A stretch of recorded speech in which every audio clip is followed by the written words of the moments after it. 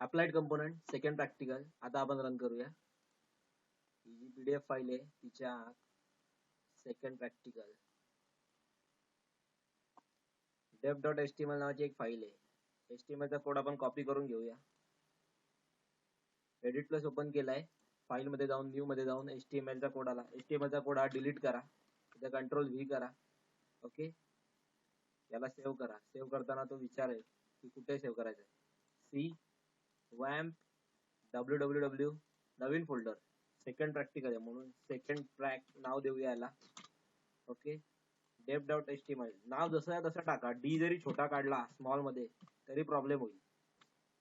Save केला dev.html ने. Okay, आता आपल्याला एक PHP ची फाईल आहे पुढची retrieval underscore 1.php. इथे त्या बॉर्डर मुळे अंडरलाईन आले त्याच्यामुळे कळत नाहीये. सो अशा वेळी हे नावच डायरेक्ट कॉपी करा. कारण की इथे बघा form action retrieval underscore php underscore येते. तर तुम्ही ही फाईल कॉपी कराल नाही त्याला रेकग्नाइजच नाही होणार काही कुठली फाईल आहे. तर retrieval 1 चा आपण कोड कॉपी पेस्ट करतोय. कॉपी केला. एडिट प्लस मध्ये जाऊन न्यू मध्ये जाऊन फाईल मध्ये जाऊन न्यू मध्ये जाऊन ऑदर्स मध्ये जा. तिथे PHP. Okay, control V. इकडे HTML एंडिंग नंतर बघून घ्या काय आला तर ना. चुकून कधी कधी खालचा कोड पण येतो थोडासा, त्यासाठी त्याला सेव्ह करा. लोकेशन बघा फर्स्ट ट्रॅकचं आहे. इथे सेव्ह केलं तर चुकेल म्हणून दरवेळेस सी मध्ये जा, वॅम्प मध्ये जा, www मध्ये, सेकंड ट्रॅक मध्ये. आता काय होतं retrieval 1 अंडरस्कोर PHP ते नाव आपण डायरेक्ट कॉपी करू. हाताने लिहायला गेलं तर वेळ पण जाईल आणि चुकण्याची पण शक्यता आहे. तर हे नाव कॉपी केलं. आता बघा इथे एक सिंगल कोड आले ती पण काढून टाका कॉपी करताना. कोट्स नको. ओके, सेव्ह करा. वॅम्प तर चालूच आहे आपला.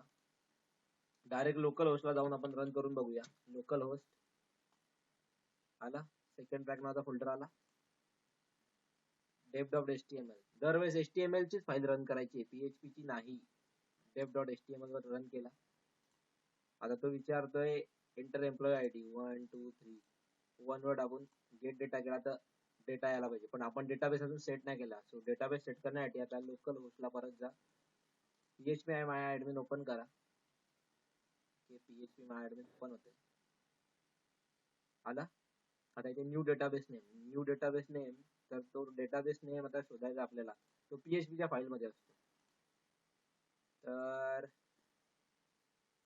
इथे बघा MySQL सिलेक्ट DB EMPDB हे नाव आहे. हे कॉपी करूया आपण. नाव आहे कॉपी करताना थोडी काळजी घ्या. कोड्स आले नाही पाहिजे. EMPDB. ओके, क्रिएट केला. तो आता टेबलचं नाव विचारतोय. परत कोडिंग मध्ये जाऊया. टेबलचं नाव काय बघूया. सिलेक्ट स्टार फ्रॉम EMP म्हणजे टेबलचं नाव EMP आहे. कॉपी केला EMP. फील्ड म्हणजे कॉलम्स विचारते किती कॉलम्स आहेत. कोडिंग बघा ID नेम आणि ऍड्रेस म्हणजे 3 कॉलम आहेत. So इकडे 3 टाकूया आणि गो. फील्डची नाव विचारतोय. 3 कॉलमची नावं, त्याचा डेटा टाईप आणि त्यांची लेंथ. आता त्याची नावं बघूया. एम्प्लॉई ID हे नाव जरी चुकलं तरी प्रॉब्लेम होईल. कोड आले ते मी डिलीट करतोय शेवटी. आता एम्प्लॉई नेम आहे. कॉपी नीट करा फक्त. एम्प्लॉई नेम हा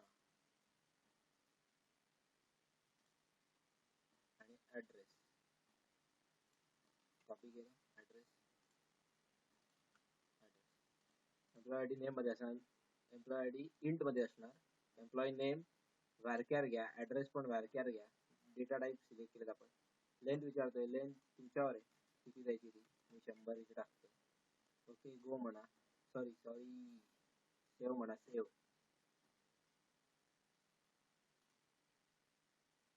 ओके, EMPDB डेटाबेस त्याच्यात EMP नावाचा टेबल आला. आता याच्यात आपल्याला व्हॅल्यू इन्सर्ट करायची आहे या 3 कॉलम मध्ये. इन्सर्ट मध्ये जा. एम्प्लॉई आयडी नेम विचारतो. 1 इकडे टाकतो मी केतन. ऍड्रेस आहे वाडा. ओके, अजून असे 2-4 व्हॅल्यू टाकून घ्या. नवीन पुढे परत इन्सर्ट, परत इथे टाकून घ्या. सॉरी, इथे आयडी आहे, आयडी 3 नंबर परेश आणि वाडाच गोवाडा. ओके, आता पुन्हा एकदा लोकल होस्टवर या. सेकंड ट्रॅकवर क्लिक करा, dev.html रन करा. फर्स्ट गेट डेटा आला, आयडी चेतन नेम आहे. सेकंडला सिलेक्ट केला 22. ओके, सो हे झालं आपलं सेकंड प्रॅक्टिकल.